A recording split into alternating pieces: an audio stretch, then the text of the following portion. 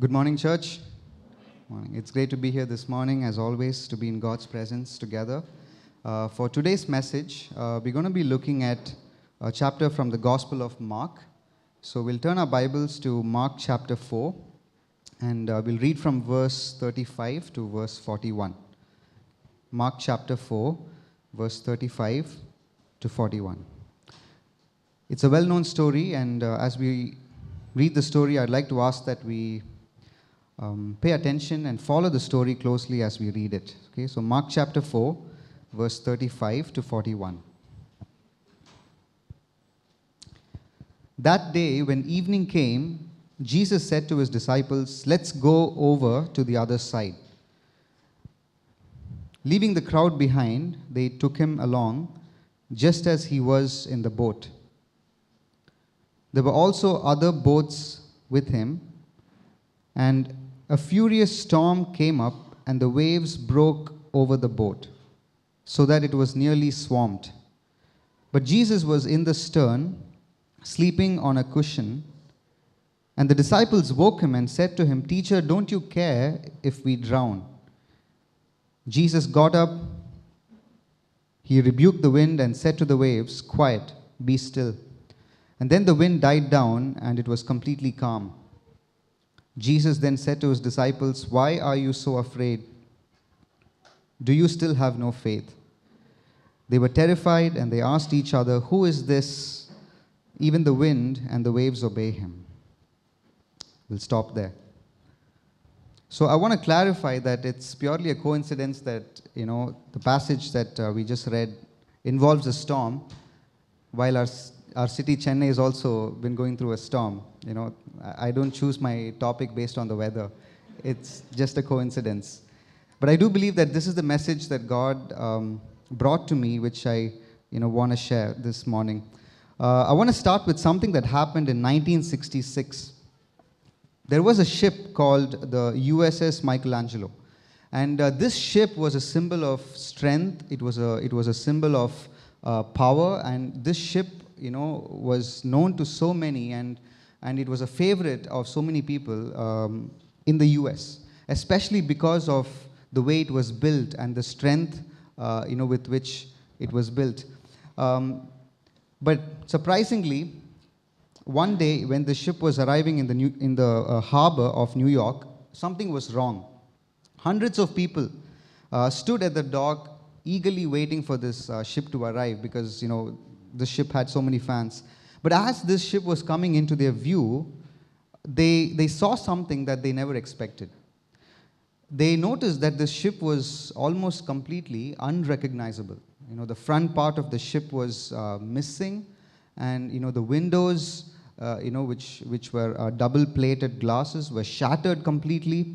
And they noticed that even the steel which was around the ship protecting it was completely, removed and ripped away. And overall, the ship was just terribly damaged. And 2 crew members and 2 passengers had also known to be killed in seemingly some kind of a catastrophe that, the ship has gone through. And they asked the survivors on the ship, they asked them, "What happened?" And one of them said, "We don't know. There was a wave, and it came out of nowhere. It just hit the ship, and it destroyed everything." And he said, "We were tossed around like rubber in the water, and there was nothing we could do." It's a true story. And I share that event because it reminds us of man's limitations. I mean, we are definitely living in an age where we are able to do marvelous things, with the technology that we have. We are able to land people on the moon. We are able to explore space, send machines, into space, and we are able to connect and talk with people across the world. We are able to make medicines, to treat our diseases. But if there's one thing, we still can't do, we can't still control a storm. We can't control the weather. We have no control over the power of nature. And that's what the disciples also experienced when they were in the boat with Jesus. There was a storm that hit the boat, and they had no control over it. Now, how does this story relate to you and to me? Obviously, we don't find ourselves traveling the sea. We are not fishermen here, just like some of the disciples were. We're not facing literal storms of the sea. But I do believe, God in His wisdom has placed this story in the Bible for us. Because God in His wisdom knows that, there are storm-like situations that we also go through in life. Now, if you think about it, what did the storm mean to the disciples? What did it mean? It meant a situation that threatened them. It meant a situation that was beyond their control. It was a situation that they couldn't resolve despite their best efforts. It was a situation that made them panic, it made them desperate, and it made them turn to Jesus. Sounds like some of our life situations, right? So the disciples, we see, went through this storm feeling threatened, panicking, feeling desperate, thinking this is completely out of hand, there's nothing we can do. Now keep in mind, some of the disciples were actually professional fishermen. They know how to handle bad weather. But this storm was not an ordinary one. They knew that their life was under threat. And that's when they turned to Jesus and they realized they've exhausted all their best efforts. And God, in His wisdom, has placed the story in the Bible for us because, the storms that they went through, it actually symbolizes situations in our life which are of the same kind. Storm symbolizes hardships and, threats and uncertainties and the problems of life and desperate times that we also go through in life. And God wants us to go through this story understanding the role that Jesus plays in such a storm. They say there are only two kinds of people. One is the kind of person who is going through a storm. The second is the kind of person who is going to go through a storm. I don't know which one you belong to, but I think it's fair to say that there's no one here who's able to fully escape the reality of suffering, who's able to fully escape, the hardships of life. Either you are in a storm or you're going to go into a storm, as they say. But that's how it was for the disciples as well. They thought everything was over when they were in the storm. But the good news is that the disciples, at the end of the story we read, they were not lost, they did not drown, they did not die. They completely survived the storm. They were safe and they were secure. Now, how did that happen? How did that happen? The answer is in verse 39. If you can just quickly read verse 39. And in fact, can maybe one of you just read it out loud, just this one verse, verse 39. Verse 39. That's enough. That's enough. When he arose, in my translation it says, when he got up. When I saw that phrase, I realized that's going to be the title of my message. When Jesus got up. That was the turning point. Verse 39. When Jesus got up, that's where everything changed. And I realized, when Jesus gets up, the storm has to get down. Jesus got up and He silenced the storm, and that's when the disciples at the end marveled, saying, who is this? Who is this that even the wind and the waves obey Him? That's the key, to the story. Storms come and go. Desperate times come and go. Hardships come and go. But the key is having Jesus in the storm with us. Now, I just want to quickly share, 4 lessons that I just drew from the story, okay? 4 lessons from the storm that the disciples faced, and then we close. The first thing I want to share is that we are best equipped for storms when we are already walking with Jesus. We are best prepared to face a storm when we are already walking with Jesus. Now notice in verse 36, it says, leaving the crowd behind, they took Jesus along just as He was in the boat. There were also other boats with Him. We notice in this verse that the disciples had Jesus with them. They took Jesus along in the boat. That's what it says in verse 36. So we see that the disciples were not on their own. They had Jesus with us, with them in the boat. They had Jesus in their journey, in their boat. Now the question is not, will we face storms or not? The question is, do we have Jesus in the boat with us? Do we have Jesus in the boat of life? How would you define a relationship with Jesus? What's the best way to define a relationship with Jesus? I don't know what kind of answers you might want to give, but it's not just one kind of definition you can give. There are many different kinds of definitions, but I always like to get it from the scriptures, and there are different definitions you can get from the scriptures, but this one I came across, which I really liked, verse 36. It says, they took Jesus along. They took Jesus along. If I have to define a relationship with Jesus, I think that's one way to put it. That's one way to put it. We know that Christianity is all about having a relationship with Jesus, but what does that mean? In one sense, it's to take Jesus along. It's to take Jesus with you wherever you go. It's to take Jesus with you in everything you do. It's to have Jesus along with you in all of life, in every part of life. That's what it means to have a relationship with Jesus. Now here, obviously, it's referring to the disciples taking Jesus physically on the boat to get to the other side.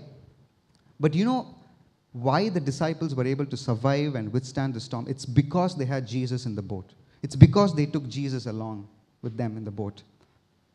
And I've realized that when we don't have Jesus coming along with us, when we don't have Jesus in our boat of life, that's when we are not able to face a storm that suddenly strikes us. I remember during the COVID times, there was a friend who reached out to me and he said, Ashwin, it looks like I have COVID. It looks like my mom also has COVID, and I just don't know what to do. I know I have to pray, but I feel so terrible because all these days I've not been praying. All these days I've never really bothered about God. But now that I'm in a crisis, now that COVID's come to my house, I just don't know what to do, and I feel like the only thing I can do is ask you to pray. And he said, I think if you pray, God might listen. And then I try to help him and say, that's not really how God works. But there is an element of truth in what he's saying, because he didn't take Jesus along with him the whole time, and all of a sudden there's a panic and he's turning to Jesus, and he feels that Jesus is not going to listen to him. But I did tell him the mercy of Jesus is far greater than your failures. But something, it's true that we are best prepared to face a storm when we have Jesus, when we are already in a living relationship with Jesus. I remember, during my college days, one day I was just heading back home on my bike, and my bike just ran out of petrol. And I also noticed I didn't have, money at the time, with me available to go to a petrol bunk and, fill my, bike, with the fuel. And so I just decided maybe I'll just push the bike all the way to my house. And so I pushed it, if you won't believe me, all the way from Adaya to KK Nagar. Pushed it that far. And I just walked pushing the bike. And it's kind of silly of me, to look back and to think about what I did. But I remember taking that journey, walking all the way from Adaya to KK Nagar, saying, God, I'm just going to take this time to talk with you. I'm just going to take this time to thank you. And I said, God, your word says, give thanks to God in every circumstance. So this is a circumstance, clearly, that's hard to thank God in. But let me thank you anyway. And I remember, taking, that walk, that long walk. I don't know if I would do that, looking back. I don't think I'd have the strength now. But I remember taking that walk, just taking Jesus along with me, if you know what I mean. Just having a relationship, just enjoying the company of Jesus, pushing my bike, that whole distance and just talking with him. And then I realized that even in a situation like that, which is definitely, cause enough to cause us frustration, even in a situation like that, God was able to fill me with joy. He was able to fill me with peace, and he was able to fill me with the joy of having his presence, even in a time like that, because of taking Jesus along with me. It was not a major storm, but it was something small enough to cause any of us frustration. But I realized even in circumstances like that, Jesus is able to fill us with joy if we're able to take him along with us. So that's the first thing. We are best prepared to face a storm. And storms do come when we are already in a relationship with Jesus. Do you remember in Matthew 7, Jesus said, the person who listens to me and does what I say, he is the wise man who is building a house, on the rock. So when the storm comes and hits the house will survive, that man will survive. Jesus said that. He said, the one who has a relationship with me, the one who listens to me and walks with me and does what I say, he will withstand the storms of life. So that's the first thing. The second thing I want to say is that we should not trust our own perceptions. When we are in a storm, we shouldn't trust our own perceptions. In Proverbs it says, do not lean on your own understanding. You know what storms can actually do? Storms can create false perceptions in our mind. It can create beliefs, in your mind which are actually false, which are actually wrong. Storms can make you see wrong. Storms will distort reality, distort truth. It can distort the way you see God and the way you see life. And in that process, a false perception gets created in your mind. And that's when you are not able to see hope at the end of the tunnel. You're not able to see that there is anything that's good as an outcome that's going to come at the end of the tunnel. I remember in Kerala, I went to visit a marriage. I was there for a marriage function, and there was this man who was just in a distance, and I just made eye contact with him, and he also looked at me, and he just waved. And I didn't recognize who this guy was, so I just waved back at him. And then I realized he was waving at the guy behind me. And then I look back and, I see he's waving and, he's also waving. And then I realized this guy has noticed that I also waved at him. And he felt bad for me and he just smiled at me. But at this point, things got so awkward, I just looked away.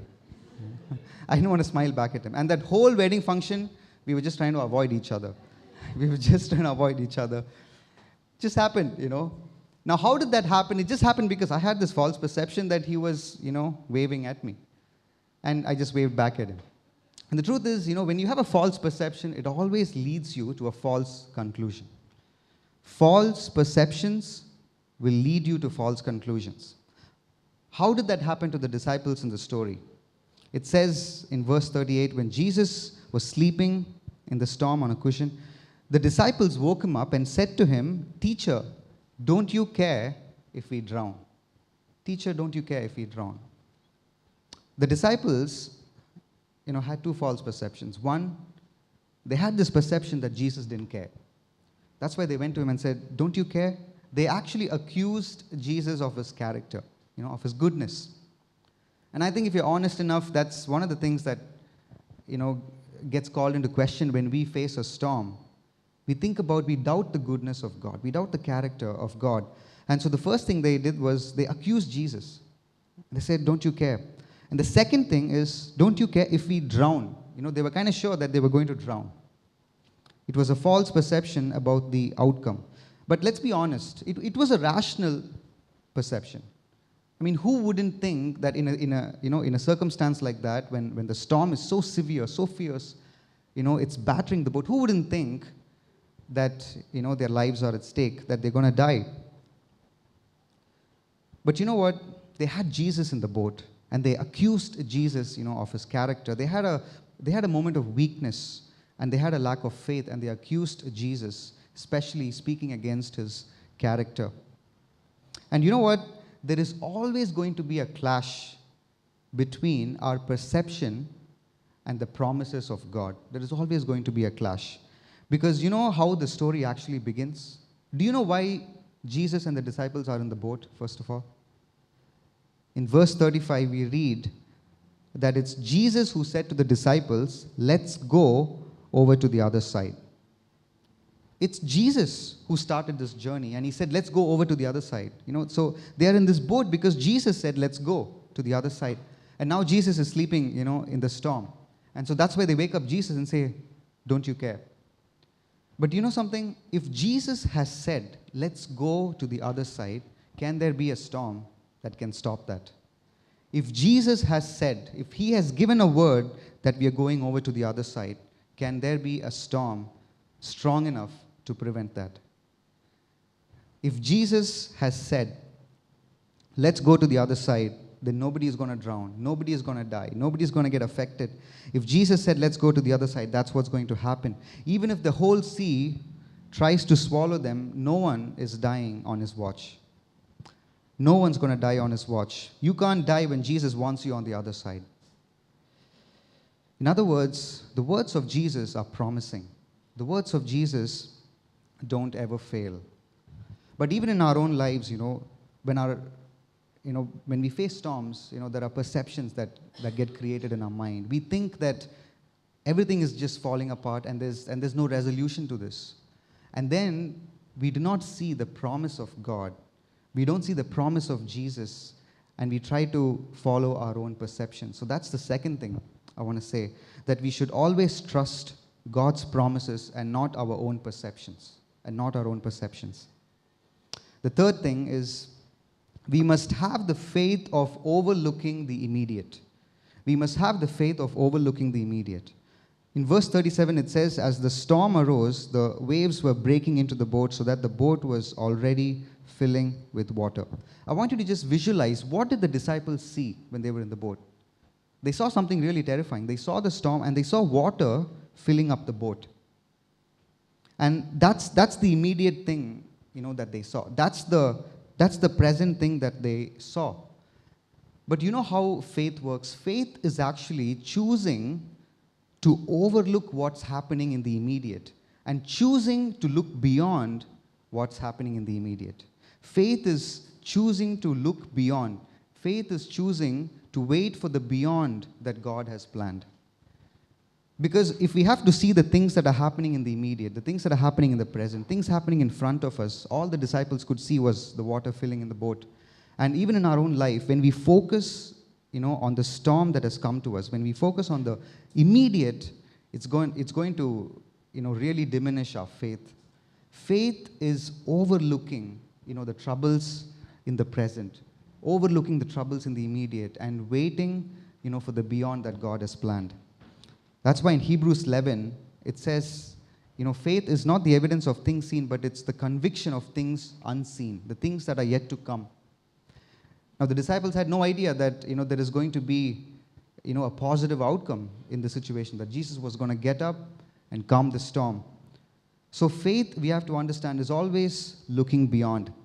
In 2010, there were 33 mine workers who were trapped underground for 69 days. 69 days, because a mine that they were working in had just collapsed over them, and they were all trapped underground for 69 days. And there was one miner called Mario who was a Christian. And he decided to take that time of 69 days to organize prayer meetings in that place where they were trapped. And he encouraged them to trust in God. Despite being buried under 2,000 feet of rock, Mario led prayer meetings and encouraged each one of them to trust in Jesus, introducing them to Jesus. And then miraculously, all 33 were rescued through an operation that lasted for about 24 hours. But the truth is, the rescue operation started way before, when Mario decided, to lead prayer meetings and to introduce them to Jesus. He encouraged them to not see the present. He encouraged them to see the beyond. He encouraged them to trust in Jesus for what is to come and not what they see in the present circumstance. So the good news is that even when we face storms in life, Jesus will always take us to the other side. That's how the story begins. He said, let's go over to the other side. And did they make it to the other side? They did. Jesus will take us to the other side when we are in a storm. And there is always another side. The fourth thing is, the power of Jesus is displayed through the storms in our life. The power of Jesus is displayed through the storms in our life. In verse 39, it says, Jesus got up, rebuked the wind, and said to the waves, quiet, be still. And then the wind died down, and it was completely calm.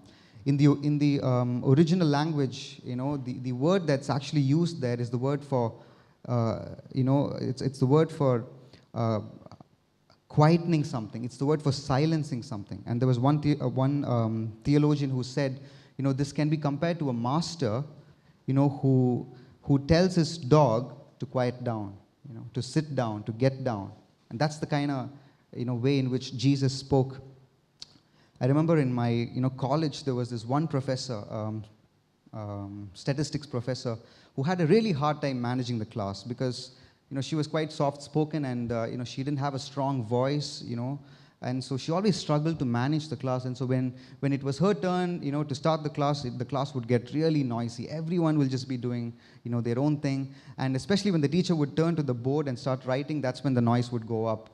And so this teacher really had a hard time. And I remember this one day,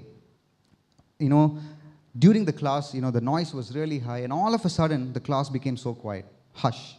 Just in a moment, it became quiet. And then I realized it's because the HOD had just walked in. The HOD just walked in, and all she did was just look at the class. She just had to present herself and hush. Just in a moment, instantly, the whole class was quietened. I think we've all had teachers like that in our, school or college. And sometimes she wouldn't have to even raise her voice. She would just have to, in a very calm and composed way, she would just have to ask, "Do I need to tell you to be quiet?" The whole class is quiet. There was this authority that she was able to exhibit, and there was this authority that just silenced, the class. It made the class quiet. That's the kind of authority with which Jesus spoke, not to a person, not to a human being, but to the wind and the waves. Jesus said, "Quiet, be still, hush," like the class that quieted, down in an instant. And that's when it says the disciples were terrified. They were terrified. You know why they were terrified? First of all, they were terrified, by seeing the storm. But now they are more terrified when they saw the authority of Jesus. Because, for the disciples, the storm was so severe. Some of them, as I said, were, fishermen. But even for them, it was too overpowering and overwhelming. And the storm was so severe. And they realized the storm is even bigger than Jesus. They've seen Jesus do miracles, but this storm, this is something else. This is not ordinary. And they realized this storm is bigger than Jesus. But when Jesus got up and when he silenced the storm, they realized Jesus is bigger than the storm. And they were more terrified of Jesus. And they said, "Who is this? Even the wind and the waves obey him." They feared the authority of Jesus. I think something to learn there. We often fear the wrong things when we need to fear Jesus the most. We often fear the wrong things when we need to fear Jesus the most. But fearing Jesus is not the paralyzing fear. It's not the kind of fear that makes you want to stay away from Jesus. But it's the fear of approaching, Jesus with reverence and with honor. It's approaching Jesus, with the honor that's always due to him. And keeping in mind, the greatness of his majesty and his splendor. That's what it means to fear Jesus. And you know what they say? When we fear Jesus, we will fear everything else far less. When we fear Jesus, you fear Jesus, you fear everything else far less. And I remember, there was a time in my life when I was struggling with the fear of man, and I realized, there was only one thing, I could do to cope with that, and it was learning to fear God more, to fear Jesus more. And the verse which God brought to me was, "What can man do to me?" Fear God. What can man do to me? So when we fear Jesus, we fear everything else far less. So in the storm, the power of Jesus is displayed. Jesus displays his greatness and his power in the storms of life. I often tell the story of Corrie ten Boom because her story is always worth remembering. Corrie ten Boom. She was a victim of torture in the Nazi camp, and she, along with her sister, they both were tortured. And tragically, her sister died in the camp. But after that, she went on to become a missionary, and she shared her story, bringing many to Jesus. And she is an amazing, a person who brought souls to Jesus, especially sharing about the storm in her own life when she was a victim of the torture that she went through. And there's this one thing that she said which really stood out to me. And she said in one of her books, she said, "Only when we feel the stress of the storm, we will realize the worth of the anchor." Only when we feel the stress of the storm, we will realize the worth of the anchor. She's saying that Jesus is the anchor in life, and only when we face, the storm that's stressful enough, that's when we realize, the preciousness of Jesus and what an anchor we have in Jesus. The next thing is, Christ is faithful even when we lack faith. Christ is faithful even when we lack faith. We have to understand, the disciples displayed a lack of faith. That's why Jesus asked the disciples, "Where is your faith?" Where is your faith? But if you think about it, despite their lack of faith, they did not drown. They didn't die in the storm. Tell me why. Why is it that though they didn't have the faith, they didn't die in the storm? Because Jesus has promised. And not only because Jesus has promised, but it's because Jesus was gracious towards their failures and towards their weaknesses. And you know what we learned from that? We learned from that the grace of Jesus is always going to be greater than our lack of faith.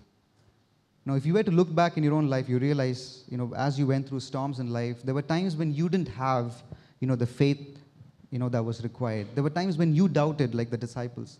But yet, you survived it, and yet you withstood it because of the grace of Jesus. And so we learned that the grace of Jesus is always far greater, than our lack of faith.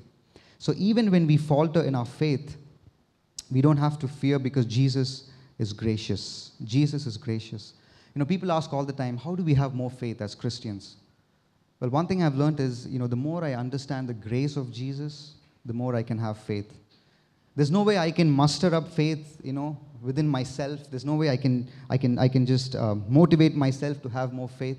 But when I look at the grace of Jesus, when I understand the grace of Jesus, I can't help but have faith in Jesus. It's His grace that helps me have faith in Him. And the disciples, despite their lack of faith, they survived it because of the grace of Jesus. When Billy Graham was driving through a small town, he was stopped by a policeman. And he was charged with a speeding ticket. And he quickly admitted his guilt. And he was told by the officer that he will have to appear in the court. And so he was in the court. And the judge asked him, Billy, are you guilty or not guilty? And he said, I'm guilty. I plead guilty. And then the judge replied, that will be $10.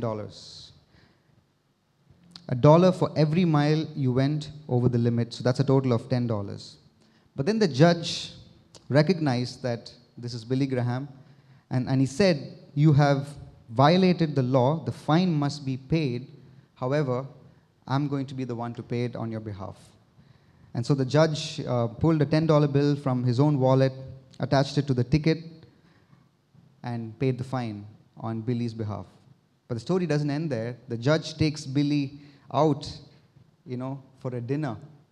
And that's how Billy spent the night, with the judge over a dinner. And Billy narrates the story, and at the end he says, that's how God treats us. That's how God treats us. When we stand before Him, we admit our guilt, but instead of punishing us, He pays the penalty. He pays the price. And He shows grace when we deserve punishment. And it's by His grace that we make it through life, that we make it through the storms of life. And so that's the ultimate point I see in the story, that even when the disciples faltered in their faith, the grace of Jesus was there to carry them. Sometimes, we just worry and, we think, are we going to be in a desperate time? Is there going to be a time when, when it's going to be so problematic, there's nothing I can do to come out of it. The only assurance we can have is the grace of Jesus. The grace of Jesus is going to be there to carry us through. So I've come to understand that the more I understand the grace of Jesus, the more I have faith. So when the storms of life come, the presence of Jesus is the anchor that will hold us steady. And He will take us to the other side.